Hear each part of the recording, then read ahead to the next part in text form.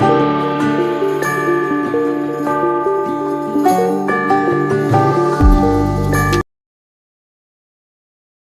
Students, welcome to physics learning family. मैं हूं मुजतबा मंजूर। तो इस वाले लेक्चर में हम सेक्शन सी की बात करेंगे। सीबीएसई क्लास 12 फिजिक्स मार्च 2024 का जो पीवाईक्यू उठाया था सेक्शन सी। तो सेक्शन ए और सेक्शन बी उसका हमने पहले ही कवर किया है, वो आप वॉच आउट कर सकते हैं।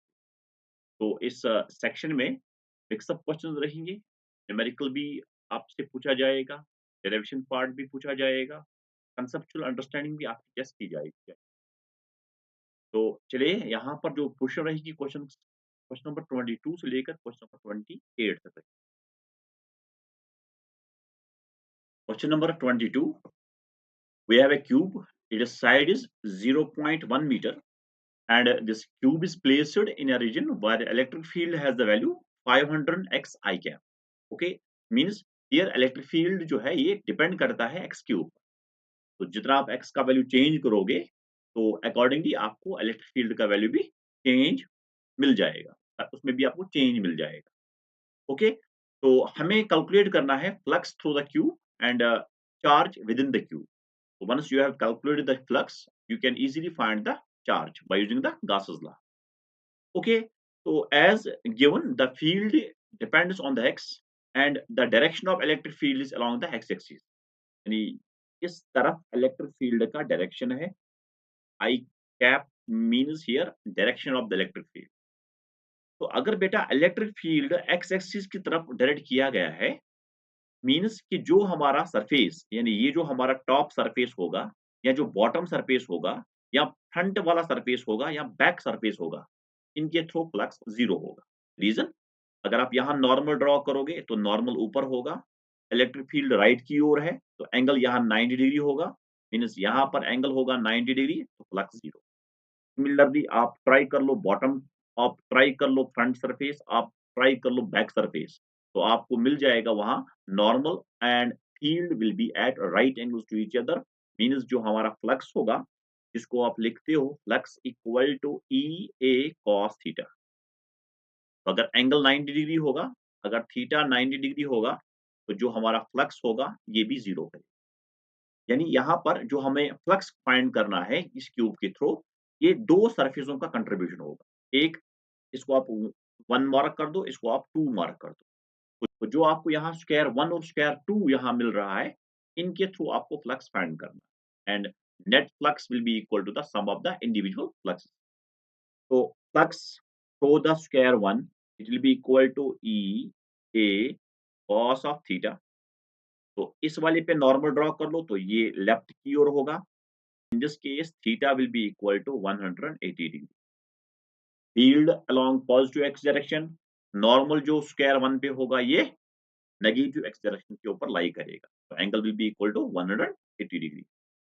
तो इलेक्ट्रिक फील्ड अगर आप पहले की बात करोगे तो इट इज 500 x कितनी दूरी पे है square number 1, it is 0.1 and area of the square. तो अगर आप यहाँ स्क्वायर का एरिया फाइंड करोगे, स्क्वायर का साइड 0.1 है तो area will be equal to 0.1 into 0.1 that is 10 power, यहाँ से -1 यहाँ से -1 दैट इज 10 पावर -2, ये मीटर स्क्वायर बन जाएगा। ओके, तो यहाँ पे आप 0.1 ये आ जाएगा इलेक्ट्रिक फील्ड का value, area will be equal to 10 power -2 and cos of 180 degree. तो this will be equal to 5 into 0 की काउंटिंग कर दो, this is +2 that is 10 power 2, this is 10 power -1 and this is 10 power -2. Cos 180 is -1.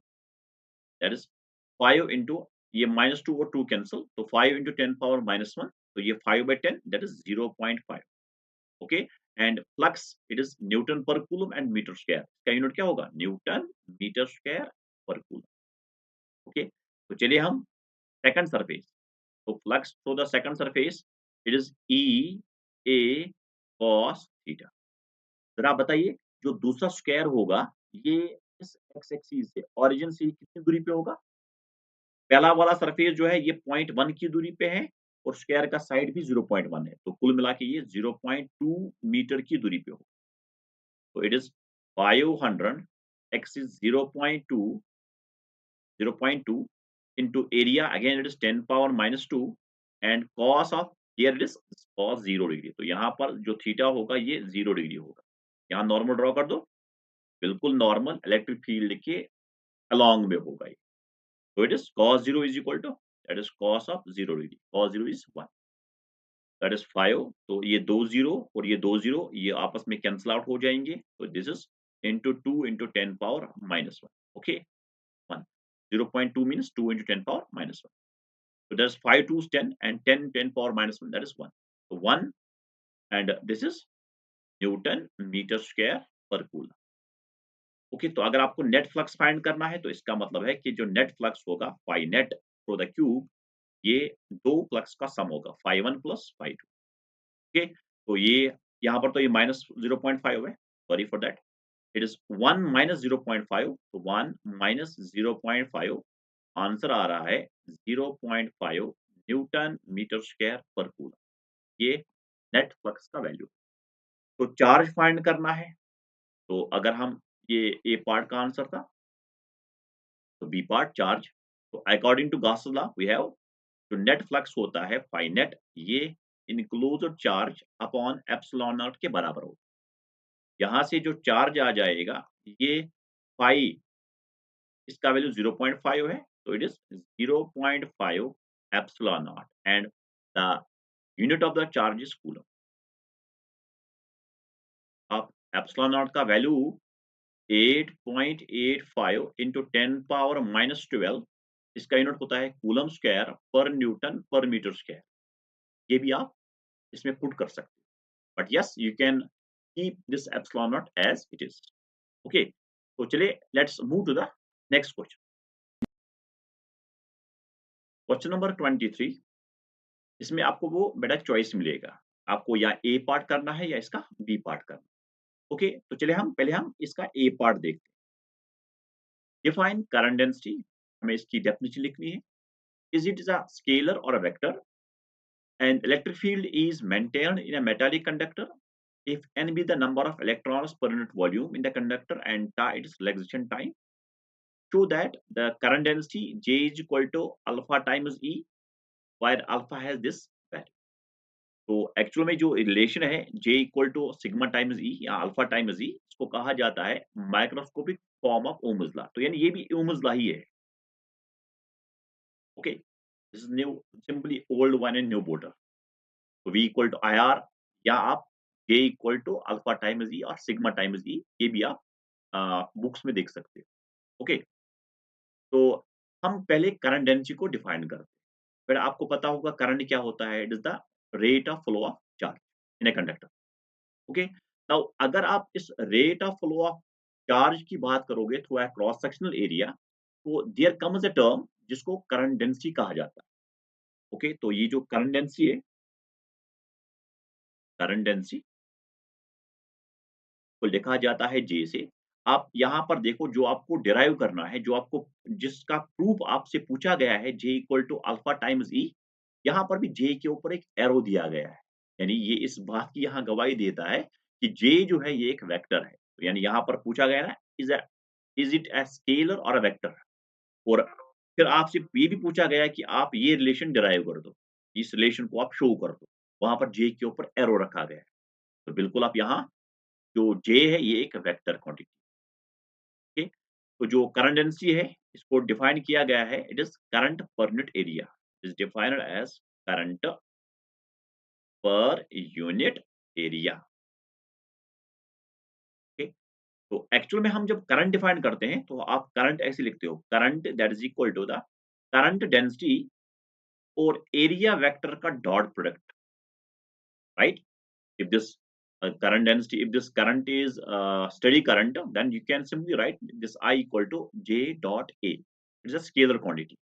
Okay, जब आप current को define करते हो तो current is the scalar product of the current density and the area vector. Okay बेटा, तो यहाँ आप अगर यूनिफॉर्म ये नॉन यूनिफॉर्म करंट डेंसिटी है तो आप इसको right, it is the surface integral J dot of D A, right? तो दोनों डेफिनेशंस हमने पढ़े होंगे। तो करंट डेंसिटी का डेफिनिशन आपने अभी लिखा है यहाँ पर, it is the current per unit area. चलिए, ये एक वेक्टर क्वांटिटी है। ओके, ये एक वेक्टर क्वांटिटी है, ये एक वेक्टर क्वांटिटी। तो अगर मुझे इस रिलेशन को प्रूव करना है, J equal to alpha times E, तो आप पहले करंट का रिलेशन लिखो। तो हम जानते हैं कि जो I है, ये NEA/VD होता है, relation between current and the drift speed. Okay, further जो VD होता है, ये E E tau upon M होता है, और लेक्सिटन टाइम जो है, ये क्वेश्चन में मेंशन्ड है, it is tau. Collision time, it is the time between two successive collisions when we can see the electron gas inside a metallic conductor। जो electron cloud होता है, जब ये मूव करते हैं, दे कोलाइड करते हैं एक दूसरे से। तो जब आप अप्लाई करते हो पोटेंशियल डिफरेंस, तो electron start drifting from negative potential to the positive potential. तो ये lower potential to higher potential की ओर ये ड्रिफ्ट करते हैं। चलिए, आप इस वीडी को यहाँ पुट कर दो, तो आई का जो वैल्यू होगा, ये एन ई ए, वीडी का value E E tau upon M. Okay, तो फर्दर इसको सॉल्व कर लो, तो I will be equal to N, it is E square, it is A E tau upon M. Okay, तो चलिए यहाँ आई, इस एरिया को नीचे लाओ, डिवाइड कर दो ए से, इट इज इस ए को बेटा नीचे लाओ, तो आई बाई ए बन गया n e square tau upon m times e. Now इस वाले फैक्टर को क्वेश्चन में अल्फा कहा गया है। ओके, तो इसको अल्फा कहा गया है, that is nothing but the conductivity. ये कंडक्टिविटी एक फैक्टर है, सिग्मा जो है वो कंडक्टिविटी कहा जाता है। यहाँ इसको अल्फा के सिंबल से डिनोट किया गया है। तो I by A is the current density, तो आप इसको जे कहते हो, जे इज इक्वल टू, इसको आप अल्फा कहते हो, इनटू ई।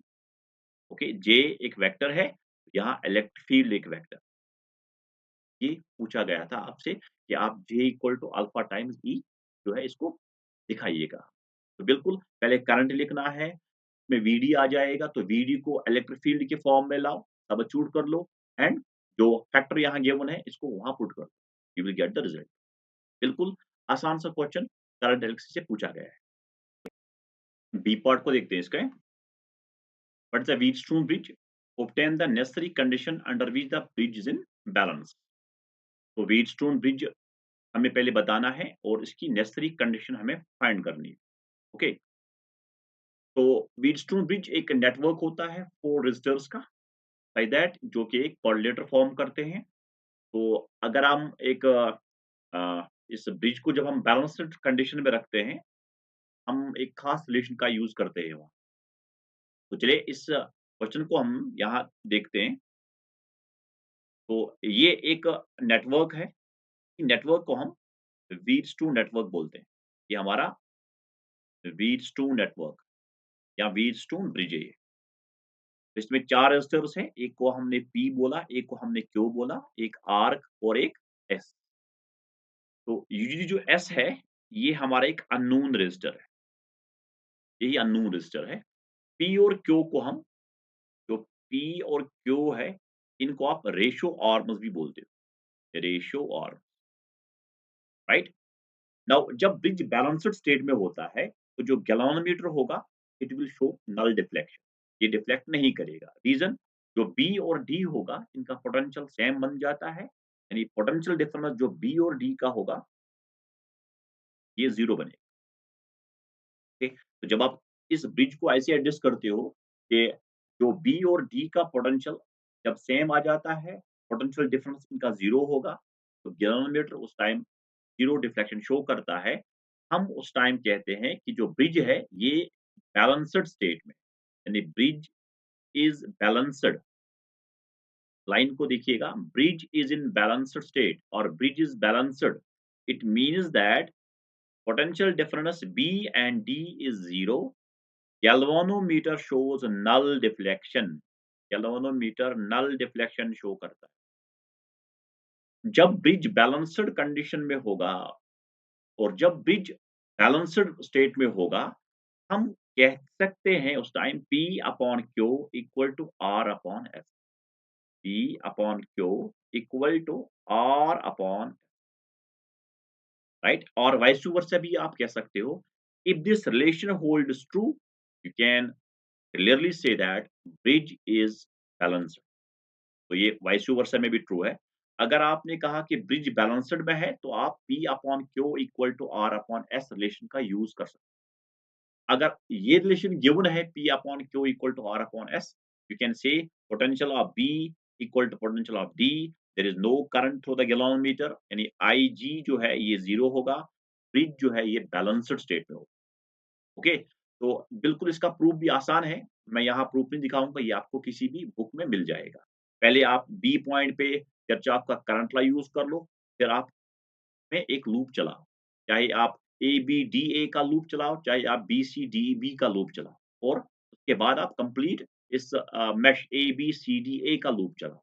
आपको इस वाले ये वाला रिलेशन जो है ये मिल जाएगा.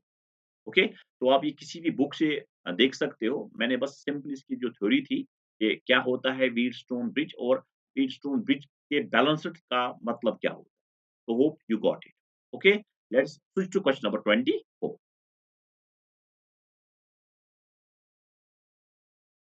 Question number 24.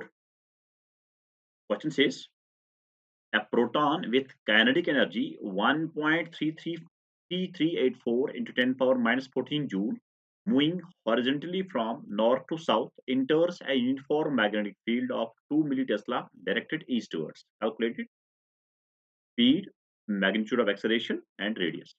Okay, तो यहाँ पर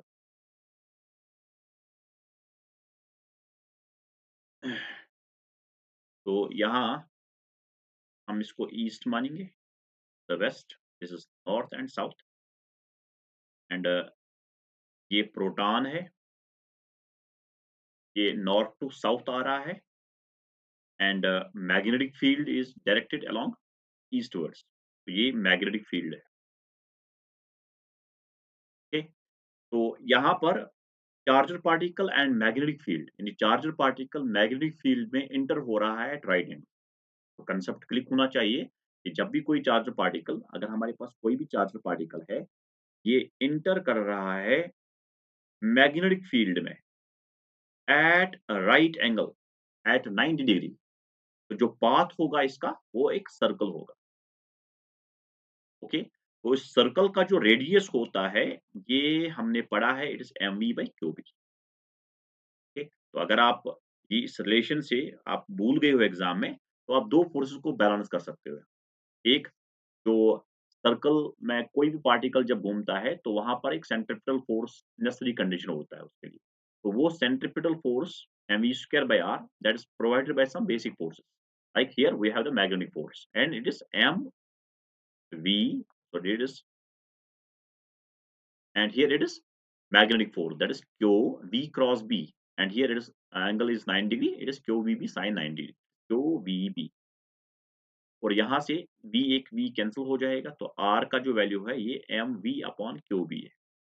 ये रेडियस, यानी जो थर्ड पार्ट पूछा गया है, आप यहाँ से इस रिजल्ट का यूज कर सकते हैं.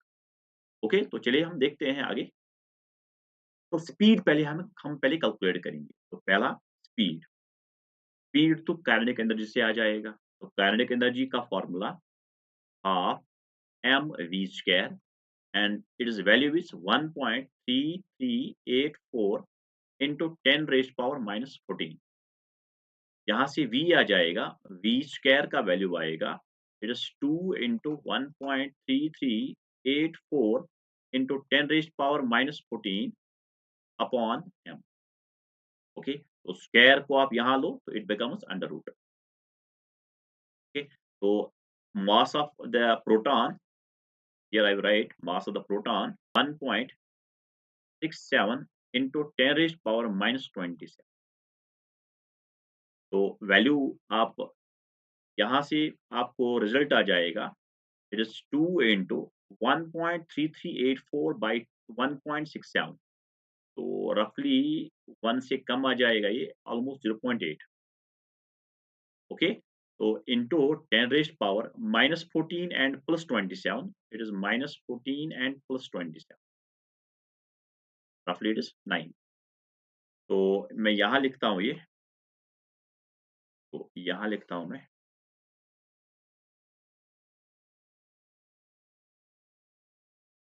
ओके। तो I write here V is equal to under root of 2 into 1 0.8 is 1.6 into 10 power minus 14 plus 27, it is 12, 10 raised to power 13. So 16, 1.6 into 10 power 13, I can write it as 16 into 10 raised to power 12. 16 under root is 4 into 10 power 4, 10 power 12 root is 10 power 6 metre पर second. Okay, तो यहाँ से हमें idea मिला, तो यहाँ से हम स्पीड को हमने यहाँ से फाइंड किया। ओके, तो second is magnitude of acceleration, magnitude of acceleration. Okay, तो जब प्रोटॉन एंटर कर रहा है मैग्नेटिक फील्ड में, ये सर्कुलर पाथ को फॉलो करता है, and we know the condition for a particle to move along a circle is the centripetal force, and here the acceleration will be the center seeking acceleration. तो यानी जो यहाँ acceleration होगा, ये centripetal acceleration होगा, and जिसका value v square upon r होगा। Okay, तो यानी r जो है, ये अभी भी हमने बताया, it is mv upon Q B. इस r का वैल्यू यहाँ पुट कर दो, तो v square upon r is m v upon Q B, तो ऊपर जाएगा क्यूबी, v तो v कैंसिल हो जाएगा, Q upon m times b। Okay, एक आसान काम किया गया है आपके लिए, क्यू अपॉन m का वैल्यू बिल्कुल क्वेश्चन में दिया गया है, ये क्यू अपॉन m का वैल्यू है। तो I can write A, it is Q upon M is 1 into 10 raised to power 8, and magnetic field is 2 millitesla. That is 2 into 10 raised to power minus 3. And the unit of acceleration is meter per square second, right? And we can write it as 2 into 10 raised to power 8 minus 3 is 10 raised to power 5 meter per square second. ये acceleration के magnitude का value. Obviously, direction will be the towards center.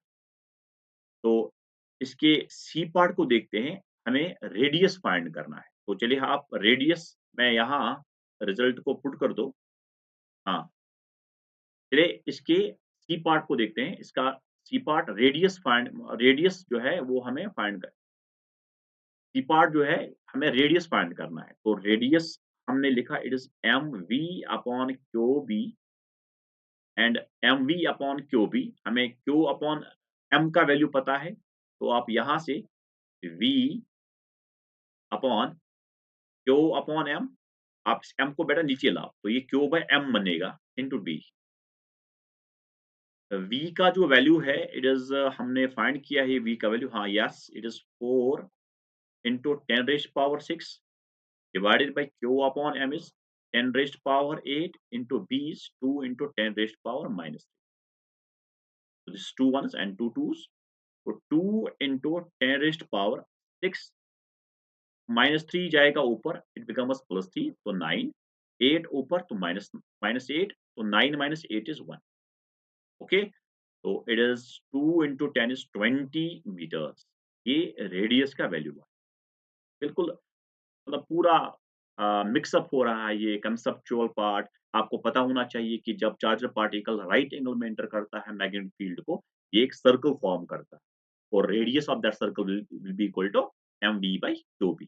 नहीं पता तो आप दो forces को balance कर दो, एक रहा मैग्नेटिक फोर्स, एक रहा सेंट्रीफ्यूगल फोर्स, वहां से ये रिजल्ट आ जाता है। ओके, तो आप एक्सप्रेशन जो यहाँ पर होगा, ये सेंट्रीपिटल एक्सप्रेशन होगा, जिसका वैल्यू हमने तो पता, it's mv square by r, and f is equal to ma as per the Newton's second law. तो वहां से a आ जाता है v square upon r। Okay, तो बिल्कुल फिर इजी तरीके से आप इस कैलकुलेशन को कर सकते हैं, उतना डिफिकल्ट लेवल का क्वेश्चन नहीं है, स्ट्रेट फॉरवर्ड क्वेश्चन बनाया गया है। Charged particle when it enters in a magnetic field at right angles to, okay. चलिए हम इसके नेक्स्ट क्वेश्चन की ओर बढ़ते हैं, question number 25। Question number 25, an inductor, a capacitor and a resistor are connected in series, okay, with an AC source V equal to Vm sin omega t. तो ये LCR circuit, जो हमारे पास LCR series circuit है AC chapter में, वहां से इस question को लिया गया है। हमें डेरिवेशन करनी है एवरेज पावर की, तो हमें एवरेज पावर के लिए एक्सप्रेशन फाइंड करना है, that is this VRMS I RMS into cos of phi। तो जो आप root mean square value of voltage लिखते हो, root mean square value of current लिखते हो into cos of phi, okay, cos phi is power factor. तो मैं पूरा डेरिवेशन यहाँ नहीं दिखाऊंगा, जस्ट आइडिया दे दूंगा कि किस तरीके से आप इस डेरिवेशन को करोगे। And also we have to find expression for the resonating frequency. तो जब रेजोनेंस होती है, रेजोनेंस में जो हमारा जो एलसीआर सीरीज सर्किट है, इसका जो इम्पीडेंस होता है ये मिनिमम होता है and that is equal to the resistance. इसमें करंट का जो वैल्यू होता है ये मैक्सिमम होगा, राइट। तो हमें रेजोनेटिंग फ्रीक्वेंसी यानी ओमेगा जो नॉट है, जिसको आप रेजोनेटिंग फ्रीक्वेंसी बोलते हो, राइट, तो इसके लिए हमें एक्सप्रेशन फाइंड करना, या एंगुलर रेजोनेटिंग फ्रीक्वेंसी या आप frequency is the resonating frequency f naught, okay। so how to do this derivation for the average power and for the resonating frequency, मैं यहाँ थोड़ा आइडिया देता। सबसे पहले अगर हम यहाँ वोल्टेज और करंट को देखेंगे, ये ऑल्टरनेटिंग इन नेचर है, ये टाइम के साथ साथ चेंज कर रहे हैं। यानी अगर हम यहाँ पावर के लिए एक्सप्रेशन लिखेंगे तो दैट वो आप यूज नहीं करोगे v इंटू आई। तो यहाँ पावर v इंटू आई वो इंस्टेंटेनियस पावर कहलाए। एवरेज पावर के लिए हम एनर्जी को फाइंड करेंगे for a very small time, then we will integrate that, और उस एनर्जी कंज्यूम्ड को हम डिवाइड करेंगे उस time time period of the AC से, we will get the average power. तो सबसे पहला स्टेप हम लिखेंगे voltage V equal to the Vm is the peak value of voltage into sine of omega T. ये t time पे voltage का value है, और उसी टाइम पे जो करंट होगा उस सर्किट में, या आप Im लिखोगे इनटू साइन ऑफ कुछ फेज डिफरेंस होगा वोल्टेज और करंट का, ये omega T plus some phi लिखोगे that this current leads voltage by a phase angle of phi. तो यहाँ अगर आप इंस्टेंटेनियस पावर की बात करोगे, इंस्टेंटेनियस पावर, तो ये V इंटू आई होगा, क्लियर। लेकिन हमें एवरेज पावर चाहिएगा, उसके लिए हम इसी टाइम पे अगर थोड़ा टाइम हम बढ़ाएंगे, तो अगर हम dt टाइम की बात करेंगे, हमने थोड़ा टाइम बढ़ाया, इस स्मॉल टाइम में वोल्टेज तो अभी वही है, करंट तो अभी वही है, जो पहले करंट था वही है, थोड़ा स्लाइड टाइम की बात हमने की है, एक डिफरेंशियल टाइम की बात हमने यहाँ पर की है dt। हम इसमें देखेंगे कि जो एनर्जी कंज्यूम हुआ dw, एनर्जी का फॉर्मूला होता है VIT। तो V is Vm sine omega T, ये V है, into I is Im sine omega T plus phi, तो ये I है, ये V है, इंटू कितने टाइम की बात हमने की है, dt टाइम की भी बात हमने की। देन इसको आप बोलोगे sine A plus B formula से, साइन A प्लस बी से, देन मल्टीप्लाई करोगे, इस साइन ओमेगा टी से मल्टीप्लाई करोगे, क्या, तो फिर आप वहां यूज करोगे साइन स्क्वायर ओमेगा टी का एक फॉर्मूला, जो कि 1 minus cos of 2 omega T by 2, ये यूज करोगे आप वहां पे, क्लियर। और यहाँ पर आप जो हमारा साइन 2 ओमेगा टी होगा, ये ट्वाइस साइन ओमेगा टी और कॉस ओमेगा टी के बराबर है, sine 2a it's twice sine A cos A. ये दो ट्रिग्नोमेट्रिक फॉर्मूलेस आप यूज करोगे यहाँ पे, एंड रिमेंबर इट, अगर आप इंटीग्रेट करोगे 0 से लेकर t तक, ये जो एक कंप्लीट पीरियड होता है एसी का, तो अगर आप साइन थीटा का इंटीग्रेट करोगे या कॉस थीटा का इंटीग्रेट करोगे, वो 0 आ जाता है, और कंप्लीट साइकिल जो साइन थीटा का जो समेशन होगा, जो इंटीग्रेशन होता है, वो 0 होता है for a complete time period, and cos का भी इंटीग्रेशन 0 होता है। तो अगर मैं टोटल वर्क डन की बात करूं, total work done consumed, total energy consumed during the complete cycle, वो आप इंटीग्रेट करोगे time t equal to 0 to time t equal to capital T। तो इन इस छोटे एनर्जी कंज्यूम्ड को आप इंटीग्रेट करोगे फॉर अ कंप्लीट साइकिल, और आपको यहाँ पर टोटल एनर्जी कंज्यूम्ड मिलेगा, राइट? एंड एवरेज पावर अगर आप यहाँ लिखोगे, तो जो एवरेज पावर आ जाएगा वो total energy consumed by total time के बराबर आएगा, and you will get this result, that is VRMS into IRMS into cos of phi। Clear? तो ये एवरेज पावर जो आएगा, ये VRMS into IRMS, RMS का मतलब है root mean square value, okay? ये VRMS ये peak value of voltage by under root 2 के बराबर होता है, एंड सिमिलरली IRMS जो आएगा ये peak value of current by under root 2 के बराबर आ जाता है। ओके बेटा, तो cos फाई को हम कहते हैं पावर फैक्टर, जो cos फाई है इसको हम बोलते हैं पावर फैक्टर, और VRMS IRMS इस प्रोडक्ट को हम बोलते हैं, बस VRMS और IRMS के प्रोडक्ट को हम बोलते हैं एपेरेंट पावर, को आप एपेरेंट पावर बोलते हैं, क्लियर? या वर्चुअल पावर भी हम इसको बोलते हैं, एंड दिस एवरेज पावर को आप ट्रू पावर बोलते हैं। तो इस तरीके से आप इस एवरेज पावर के लिए डेरिवेशन कर सकते हो यूजिंग दीज स्टेप्स।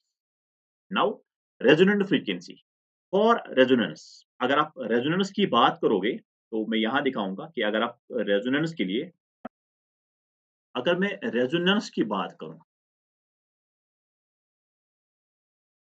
तो अगर मैं रेजोनेंस की बात करूं, यानी LCR जो सीरीज सर्किट है, ये कब रेजोनेंस में होगा? तो एट रेजोनेंस जो हमारा इंडक्टिव रिएक्टेंस होता है, ये कैपेसिटिव रिएक्टेंस के बराबर होता है। यानी इस टाइम जो LCR सर्किट होता है, it behaves as a pure resistive circuit, it behaves as a pure resistive circuit, right? So XL will be equal to XC. XL is omega times L will be equal to XC is 1 upon omega C. ये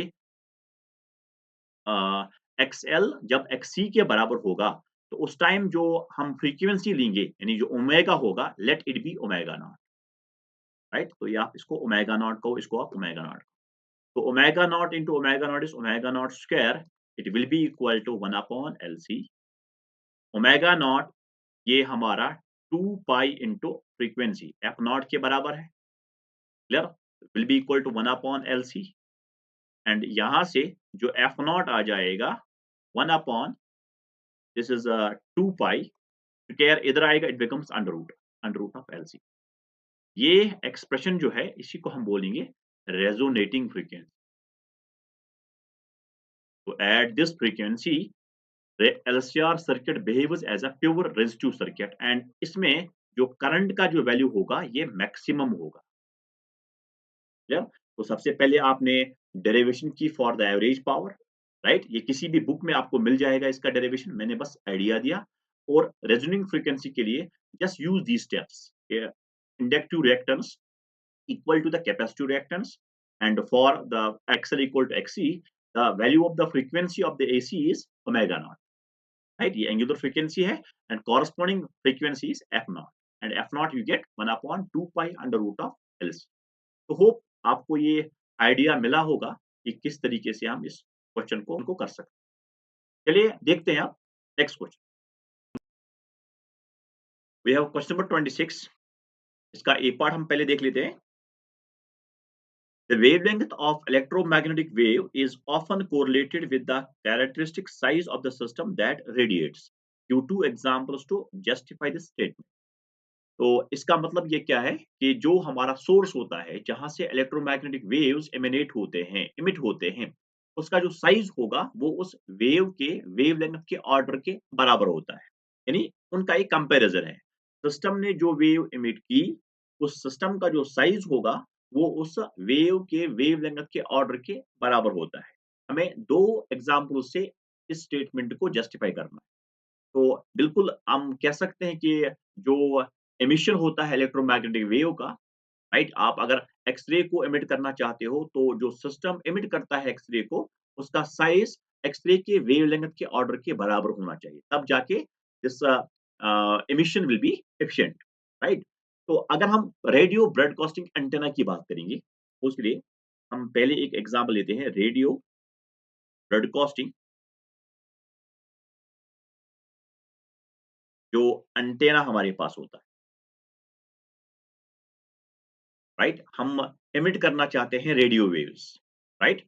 तो suppose करिए हम 100 metre, suppose करिए lambda जो है ये 100 metre है। हम 100 मीटर वेवलेंथ वाली जो वेव है, ये एमिट करना चाहते हैं from the transmitting antenna, right? तो इसके लिए जो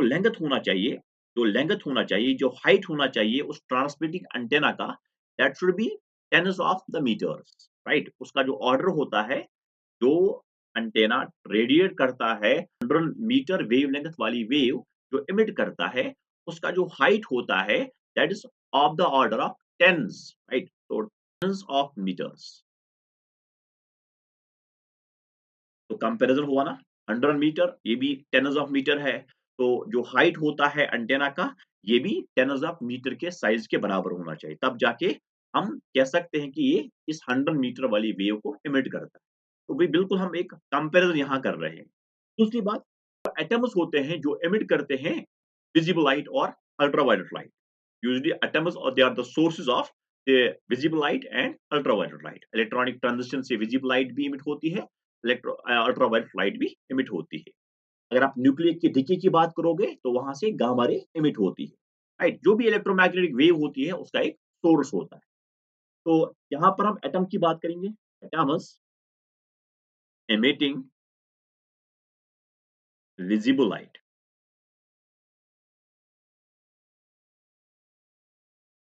ओके, बताइए बेटा, एटम का साइज क्या होता है? तो जो एटम का साइज होता है, size of an atom, that is of the order of 10 power minus 10 metres, यानी एक एंगस्ट्रॉम के साइज के ऑर्डर का होता है एक एटम। और जब आप विजिबल लाइट के वेवलेंथ की बात करते हो तो लैम्ब्डा जो है, it is of the order of 10 raised power minus 7 metre. यानी आप बिल्कुल यहाँ एक कंपैरिजन कर सकते हो, wavelength of the visible light and the size of an atom, right? Atom जो है ये एक सोर्स है विजिबल लाइट का। तो बिल्कुल इनका भी एक कंपैरिजन है। दैट्स व्हाई कि जो मोस्ट एफिशिएंट वे होता है इस विजिबल लाइट को इमिट करने का या अल्ट्रावायलेट लाइट को इमिट करने का, वो यही एटम्स में इलेक्ट्रॉनिक ट्रांजिशंस होते हैं, राइट? तो होप यू गॉट इट। हमें दो स्टेट एग्जांपल्स लिखने हैं जिससे ये हम इस स्टेटमेंट को जस्टिफाई कर सकते हैं। तो चलो हम इसके बी पार्ट की ओर बढ़ते हैं। बी पार्ट, इसका first part, long distance radio broadcast use short wave bands, why? हमारा जो ये लॉन्ग डिस्टेंस रेडियो ब्रॉडकास्टिंग होती है, ये यूज क्यों करते हैं शॉर्ट वेव्स, और रीजन क्या है? बेटा आपको पता है कि जो अर्थ हैज कर्वेचर, और अगर मैं एक वेव ट्रांसमिट कर रहा हूं यहां से लेकर, राइट, फॉर फ्लंग एरिया पे, जो कि हॉरिजन के बियॉन्ड में है, हाँ बिल्कुल, आप यहाँ पर एक ट्रांसमीटर, एक रिसीवर लगाओ, आप लाइन कम्युनिकेशन से, लाइन ऑफ साइट कम्युनिकेशन से आप कम्युनिकेट कर सकते हो इस वेव। लेकिन अगर आप ये वेव इस वाले प्लेस पे, जो अर्थ के यहाँ वाली प्लेस पे है, ये वाली वेव वहां तक नहीं पहुंच सकती है, ये तो हॉरिजन के बियॉन्ड में है, क्लियर? तो आप लाइन ऑफ साइट कम्युनिकेशन, जिसको आप स्पेस वेव प्रोपगेशन बोलते हो, वाली प्रोपगेशन को हम बोलते हैं स्पेस वेव प्रोपगेशन। इतना ही लिखना है, बट बता रहा हूं यहाँ पे, स्पेस वेव प्रोपगेशन। तो स्पेस वेव प्रोपगेशन को आप लाइन ऑफ साइट कम्युनिकेशन भी बोलते हो। तो इसमें हम ओरिजिन के बियॉन्ड वाली प्लेस तक वेव्स को पहुंचा नहीं सकते हैं, हम ब्रॉडकास्टिंग नहीं कर सकते हैं। और यहाँ पर ऑल्टरनेटिव हमारे पास है कि हम शॉर्ट वेव का जब यूज करते हैं, हम जानते हैं कि short waves they are reflected by the ionosphere. तो अगर यही वाली वेव आइनोस्फीयर से, आइनोस्फीयर को हम टकराएंगे, जो शॉर्ट वेव्स अगर हम आइनोस्फीयर को टकराएंगे तो आइनोस्फीयर इनको रिफ्लेक्ट कराएगा। आइनोस्फीयर आइनोस्फीयर जो है, ये आइनोस्फीयर शॉर्ट वेव्स को रिफ्लेक्ट करते हैं, और मल्टीपल रिफ्लेक्शन से हम बियॉन्ड हॉरिजॉन वाली प्लेस तक इस ब्रॉडकास्टिंग को कर सकते हैं। तो हम यहाँ मेन रीजन जो लिख सकते हैं वो है कि जो शॉर्ट वेव्स होते हैं, they are reflected they are reflected by ionosphere, और इस कम्युनिकेशन को हम बोलते हैं स्काई वेव प्रोपगेशन। ये sky wave propagation. Space wave का लिमिटेशन ये है कि you need very tall antennas to propagate these waves.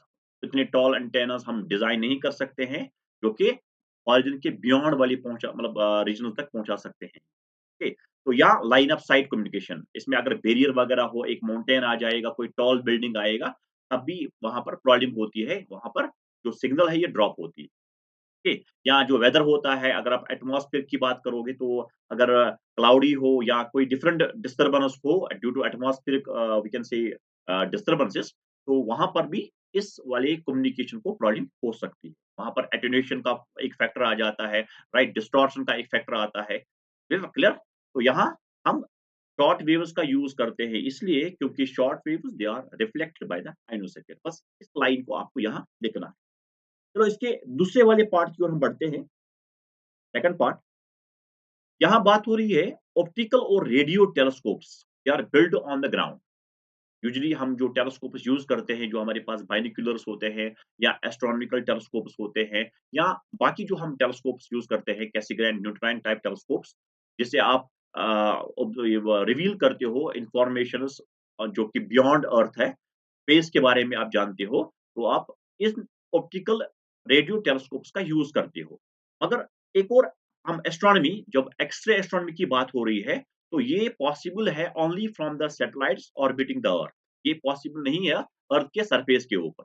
Reason ये है, जब भी आप सेलेस्टियल ऑब्जेक्ट्स के बारे में जानते हो, उनसे जो कॉस्मिक एक्सरेज आ जाते हैं टुवर्ड्स द अर्थ, अर्थ का जो एटमॉस्फेयर होता है ये इनको ट्रैप करता है, ये इनको एब्जॉर्ब करता है, and with the result, right, they fail to reach the surface of earth. और अगर ये अर्थ के सरफेस पर पहुंचे भी नहीं, ये तो पहुंच भी नहीं रहे हैं, हम कहाँ से उनके बारे में पता कर सकते हैं? और तभी हम इनकी जो एस्ट्रोनॉमी, इनकी जो इंफॉर्मेशन होती है, ये हम जो हमारे स्पेशली डिजाइन टेलीस्कोप्स होते हैं, ये हम सैटेलाइट्स में भेजते हैं और सैटेलाइट ऑर्बिट करता है अर्थ को। क्लियर? जैसे कि हमारे पास है इंटरनेशनल स्पेस स्टेशन आईएसएस, जो ऑर्बिट करता है अर्थ को, और वहां से भी इस एस्ट्रोनॉमी को जाना जा सकता है, एक्सरे एस्ट्रोनॉमी को जाना जा सकता है। या हमारे पास हबल स्पेस टेलीस्कोप है, वहां से भी इन एस्ट्रोनॉमी को जाना जा सकता है, जहां से कॉस्मिक्स के बारे में हम इंफॉर्मेशन कलेक्ट करते हैं। तो आप सेकंड वाली पार्ट को लिखिएगा कि जो अर्थ अर्थ का जो एटमॉस्फेयर है, अर्थ atmosphere Earth's atmosphere absorb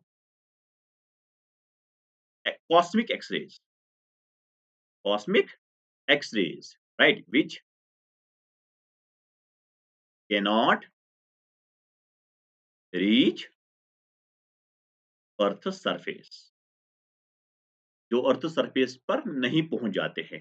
और तभी हम इन सैटेलाइट से इन सैटेलाइट का यूज करते हैं, वहां पर हम टेलीस्कोप्स, एक्सरे टेलीस्कोप्स वगैरह फिट करते हैं, और हम ये अर्थ के चक्कर काटते हैं। और होप यू गॉट इट कि किस तरीके से आप इन क्वेश्चंस को अप्रोच कर सकते हो। Hope you got it. और आप किस तरीके से इन क्वेश्चंस को अप्रोच करोगे, ज्यादा डिटेल में नहीं लिखना है, बस शॉर्ट में लिखना है, टू द पॉइंट लिखना है, don't beat about the bush. Let's switch the next question. Let's switch question number 27। Write the drawbacks of Rutherford's atomic model, how did Bohr remove them, so that different orbits in bohr's atom are not equally spaced। तो बिल्कुल straight forward question ये पूछा गया है from the atom spot. हमें Rutherford's atomic model के drawback लिखने हैं, और बोहर ने किस तरीके से उनको रिजोल्व कर दिया, एंड ये भी हमें बताना है कि जो डिफरेंट ऑर्बिटल्स होते हैं बोहर एटम के, यानी एटम के, वो इक्वली स्पेस्ड नहीं होंगे। यानी जो हमारा पहला ऑर्बिट है, जो सेकंड ऑर्बिट है, इनमें इक्वल इक्वल गैप नहीं है। ओके, तो हम ये प्रूव करेंगे कि जो रेडियस ऑफ डिफरेंट ऑर्बिटल्स का जो रेशियो होता है, that is in 1:4:9:16:25:so on। Okay, तो हम सबसे पहले रदरफोर्ड्स एटॉमिक मॉडल के ड्रॉबैक लिखेंगे। तो इसमें सबसे पहले बात आती है स्टेबिलिटी की, कि जो हमारा जो एटम होता है ये स्टेबल है, लेकिन रदरफोर्ड ने बताया कि जो इलेक्ट्रॉन्स होते हैं ये रिवॉल्व करते हैं around the nucleus in circular orbits, just like planets revolve around the sun, so that's why this model is also known as planetary model of atom. हम सबसे पहले ये बात करेंगे कि जो इलेक्ट्रॉन होता है, अगर ये सर्कल में घूम रहा है, तो सर्कल में घूमने का मतलब है कि इलेक्ट्रॉन जो है ये एक्सप्रेशन पोजेस करता है, और electron is a charger particle. तो मैक्सवेल की जो इलेक्ट्रोमैग्नेटिक थ्योरी है, उसने ये बताया कि जो भी एक्सेलरेटेड चार्जर पार्टिकल होता है, ये रेडिएट करता है। ये एनर्जी जो है लूज़ करता है। इसका मतलब कि जो इलेक्ट्रॉन जो न्यूक्लियस के अराउंड में घूमता है, अगर ये एक्सेलरेटेड पार्टिकल है, तो ये भी एनर्जी को लूज़ कर रहा है। ये भी रेडिएट जो है एमिट करता है continuously, and with the result इसका जो रेडियस होगा उस ऑर्बिट का, ये कंटिन्यूअसली डिक्रीज़ करेगा, और जब रेडियस डिक्रीज़ करेगा, तो ultimately the electron will trap that will fall into the nucleus. तो हम कहेंगे कि एटम जो है ये अनस्टेबल होगा, मगर एटम जो है ये एक स्टेबल पार्टिकल। तो हम ये भी यहाँ से कहेंगे कि जो जो स्पेक्ट्रा आपको मिलेगा फिर, वो एक कंटीन्यूअस स्पेक्ट्रा मिलेगा। मगर जो देखा गया है, जो स्पेक्ट्रा एटम शोज़ करते हैं, एटम जो शो करते हैं स्पेक्ट्रा, ये एक लाइन स्पेक्ट्रम शो करता है। ओके, तो हम उसके बाद बोहर ने किस तरीके से इनको रिज़ॉल्व किया, तो Bohr just incorporated some new concepts to the Rutherford model of atom. सबसे पहले उसने बात की थी कि जो रेडियस होता है, जो ऑर्बिट होता है जिसमें इलेक्ट्रॉन रिवॉल्व करता है, ये एक नॉन रेडिएटिंग ऑर्बिट होता है। इलेक्ट्रॉन जब तक उस ऑर्बिट में रिवॉल्व करता है, इलेक्ट्रॉन एनर्जी को लूज़ नहीं करता है। इलेक्ट्रॉन रेडिएट नहीं करेगा। ओके? देन हम उसके बाद दूसरे उसके रूल की बात करेंगे कि जब भी इलेक्ट्रॉन जंप कर रहा है from outer orbit to the inner orbit, from excited state to the lower state, तो इलेक्ट्रॉन जो है ये रेडिएट करेगा, और उसकी एनर्जी जो होगी, यानी जो रेडिएशन वहां से इमिट होगी, उसका जो इसकी जो एनर्जी होगी, that energy will be equal to the difference of the energy of the two orbits. Okay, तो ये 2 पॉइंट्स नील डेविड बोहर ने इनकॉर्पोरेट किए, एंड वन मोर थिंग, उसने एक कंडीशन वहाँ पर अप्लाई की, एक कंडीशन वहाँ पर दी, that condition is known as Bohr's angular momentum quantization condition. Okay, तो ये मैं आपको और आप जस्ट सम अप कर रहा हूँ कि बोहर ने कौन-कौन सा जो कांसेप्ट था वो इंट्रोड्यूस किया रदरफोर्ड के एटॉमिक मॉडल में, ताकि जो स्टेबिलिटी का जो झंझट आया था, जो स्टेबिलिटी का जो इश्यू सामने आया था, उसको रिज़ॉल्व कर पाएँ। ओके, तो हम पॉइंट वाइज़ इसको लिखेंगे कि सबसे पहले हम लिखेंगे ड्रॉबैक, देन बोहर ने किस तरीके से उनको रिज़ॉल्व किया, एंड देन हम शो करेंगे कि जो रेडियो होगा, जो ऑर्बिट्स होंगे, उनका जो स्पेसिंग होगा वो बराबर नहीं। ओके, तो बिल्कुल ये ड्रॉबैक है इसका। तो अगर हम बोहर ने किस तरीके से इनको ओवरकम किया, तो आप यहाँ लिख भी सकते हो। सबसे पहला, electron in an atom could revolve in a stable orbits without the emission of radiant energy, hence these orbits are called stationary orbits। इनको आप नॉन रेडिएटिंग ऑर्बिटल्स भी कह सकते हो, इनको आप नॉन रेडिएटिंग ऑर्बिटल्स भी बोलते हो, नॉन रेडिएटिंग ऑर्बिट।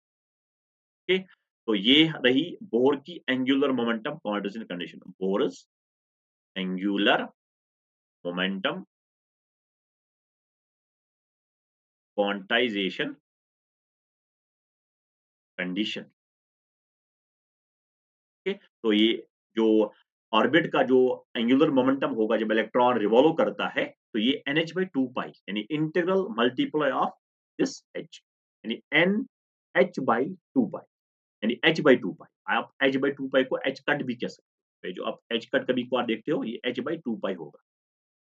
ओके, तो ये एनर्जी है, यानी एनर्जी डिफरेंस, कि जब भी ये एनर्जी डिफरेंस है 2 ऑर्बिट्स का, अगर इलेक्ट्रॉन जंप कर रहा है फ्रॉम हायर टू लोवर, ये रेडिएट करेगा। अगर ये इलेक्ट्रॉन ट्रांजिशन कर रहा है फ्रॉम लोवर टू हायर, ये एनर्जी को अब्सॉर्ब कर रहा है। कितनी एनर्जी को अब्सॉर्ब कर रहा है? That is the energy difference of the 2 orbits. अब हम इसके लास्ट पार्ट की ओर बढ़ते हैं, जिसमें हमें बताना है कि जो डिफरेंट ऑर्बिट्स होते हैं एटम के, ये इक्वली स्पेस्ड नहीं होते। तो अगर ये मान लो आप कि हम एक एटम ले रहे हैं, हाइड्रोजन और हाइड्रोजन लाइक एटम, तो ये रहा nucleus, charge is Z times E, this is an electron. ये इलेक्ट्रॉन रिवॉल्व करता है इस न्यूक्लियस के अराउंड में, इसी ऑर्बिट में। Let's say the radius of the orbit is Rn, this is any nth orbit. और स्पीड जो यहाँ इलेक्ट्रॉन की है, स्पीड जो इलेक्ट्रॉन की यहाँ पे है, ये आप Vn मान लो। तो यहाँ जो कूलम्ब फोर्स है, ये प्रोवाइड करता है सेंट्रीपिटल फोर्स।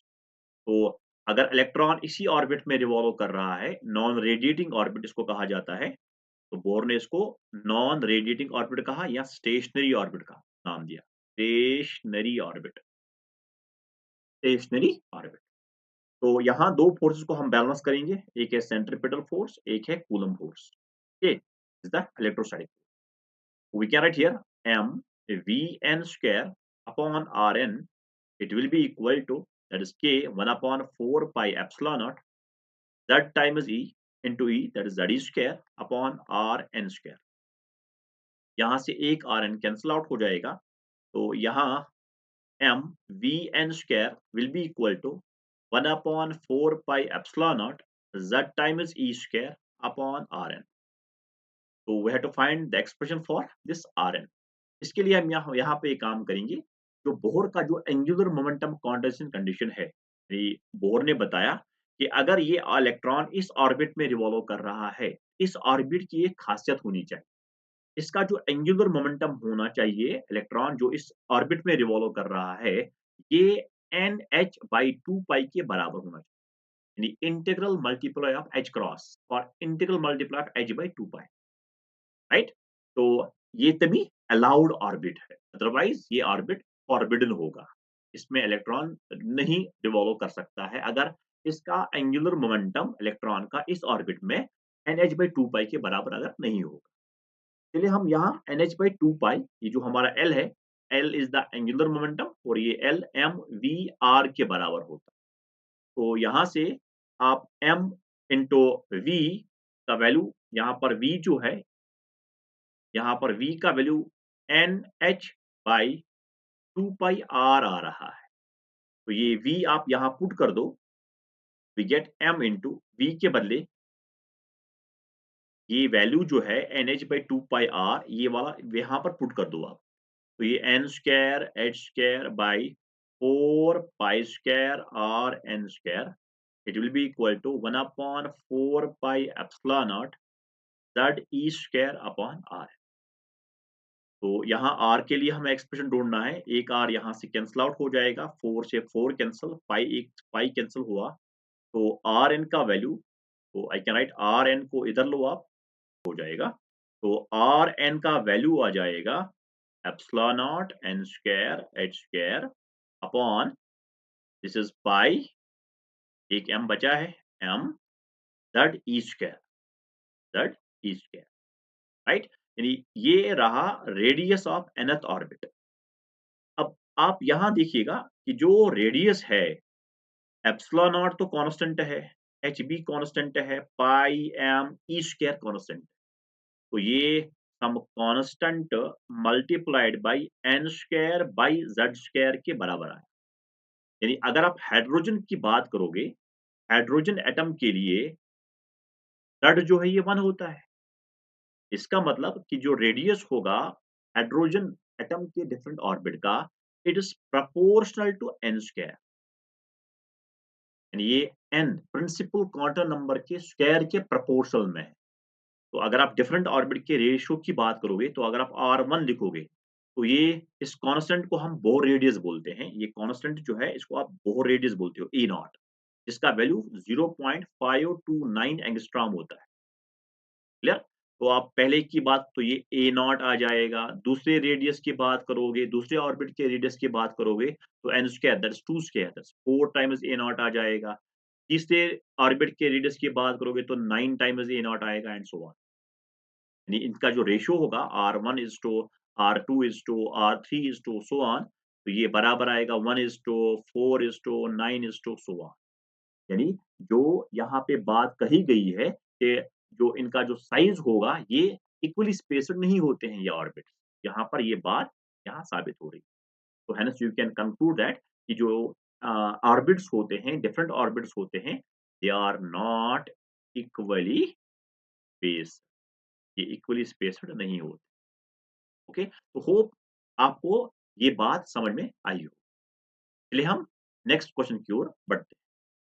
क्वेश्चन नंबर 28, का ये पार्ट पहले उठाते हैं। State any two properties of nucleus. तो न्यूक्लियस ये एक सेंट्रल कोर होता है एटम का, and entire mass and positive charge of the atom is concentrated at its center of atomic nucleus बोलते हो, was discovered by the Rutherford। तो इसकी जो दो प्रॉपर्टीज आपको बताने हैं, बहुत सारी प्रॉपर्टीज न्यूक्लियस के हैं, तो एक प्रॉपर्टी आप लिख सकते हो, the positive charge of nucleus, right. तो वी हैव द चार्ज, तो charge of the nucleus is positive, तो nuclear charge is positive, nuclear charge is positive. Why? Because this nucleus contains the protons and neutrons. Neutrons are neutral, protons have the positive charge, and the net charge on the nucleus is the number of the protons inside the nucleus multiplied by the charge on the proton. So we can write this Q is equal to, that is the atomic number, number of protons, and the charge on the proton, that is E. This is the positive। ये एक property है, positive charge आप लिख सकते हो। दूसरी property, इसका size, and this size is very very small, ये बहुत ही टनी होता है। entire mass of the atom is concentrated in a very small volume that makes this nucleus highly dense। Okay, so this is the second property, that is the size, small size। Small size means it is highly dense, right। तो यहाँ ये जो दूसरी property है highly dense, का मतलब ये है कि जो हमारा न्यूक्लियस है, इस nucleus is tiny, right, it is compact, right, and you can say it is a rigid, and the density is almost some 2.27 into 10 raised power 10 power 17, almost 2.27 into 10 power 17 kg per meter cube, and it is of the order of 10 power 17 kg per meter cube। This is very very dense। Okay, तो these two property you can write. आप एक और property लिख सकते हो कि जो ये न्यूक्लियस होता है, इसमें जो न्यूक्लियॉन्स होते हैं, प्रोटॉन्स एंड न्यूट्रॉन्स, ये बाइंड होते हैं शॉर्ट न्यूक्लियर फोर्स से। तो इसका ये short range nuclear force, nuclear force they are the short range forces. तो these nucleons are bind with these forces. Okay, चलिए इसका जो बी पार्ट है, सॉरी, ये प्रॉपर्टी नंबर सेकंड है और ये प्रॉपर्टी नंबर थर्ड है। Is the first property, the second property and third property. आप लिख सकते हो कि न्यूक्लियस जो है इसकी चार्ज पॉजिटिव है, it has a very small size, right. Nucleons they are bind together with the short range nuclear force. And B part में हमें बताना है why is the density of nucleus much more than that of an atom. Okay, जैसे कि मैंने अभी आपसे share भी किया ये चीज कि जो न्यूक्लियस होता है it contains the entire mass of the atom. Nucleons ये कंटेन करता है, protons and neutrons, it contains these two massive particle, and these two are confined in a very small volume. तो जो ये न्यूक्लियॉन्स होते हैं, nucleons are confined in the nucleus, in the nucleus in a very small, in a very small volume, in a very small volume, they occupy very small volume। When these we can say these nucleons, when they occupy very small volume, it becomes very very dense। तो ये इसकी जो density है ये बहुत high होगी, तो ये हाई डेंस होगा। इसके मुकाबले में अगर आप इन contrary to this very point, electrons they occupy the space outside the nucleus, and they are lighter particles and they occupy very large volume, right। So electrons ये ऑक्यूपाई करते हैं large volume, and when these electrons they move outside the nucleus, right, they revolve around the nucleus in a very small, in a very large volume, so which makes the point that this atom, okay, this atom apart from this nucleus, it has less density, okay, so it is density is low, so less dense, right.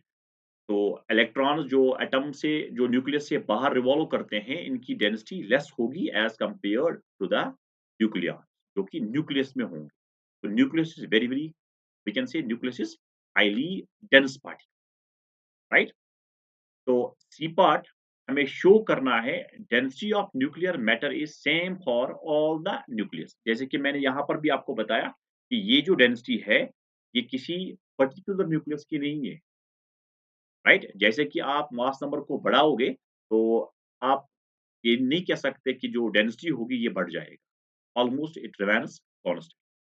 तो अगर मैं इसको prove करूंगा part number C को, तो density का formula होता है mass upon volume, and mass of the nucleus, it is mass of the nucleon multiplied by, I can write it as, मैं इसको कैपिटल एम लिखता हूँ, mass of the nucleus divided by the volume of the nucleus.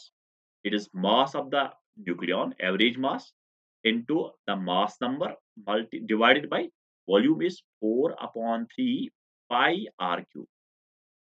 Okay, and relation between r and a is r जो है, it is r equal to some r naught a power 1/3. Radius जो होता है ये r naught a power 1/3 के बराबर होगा। The R is proportional to mass number raised to power 1/3. तो रिजल्ट को पुट कर दो, R will be equal, rho will be equal to m into A upon 3 जाएगा ऊपर 4 pi, R is R naught cube, A power 1/3 into 3 is A, यहाँ से A cancel out हो जाता है।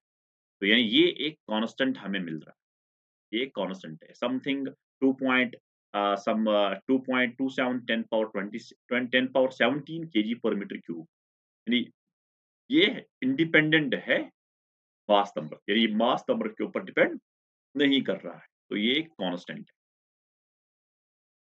ओके, तो ये बिल्कुल स्ट्रेट फॉरवर्ड क्वेश्चन न्यूक्लियस के ऊपर हमने बनाया है।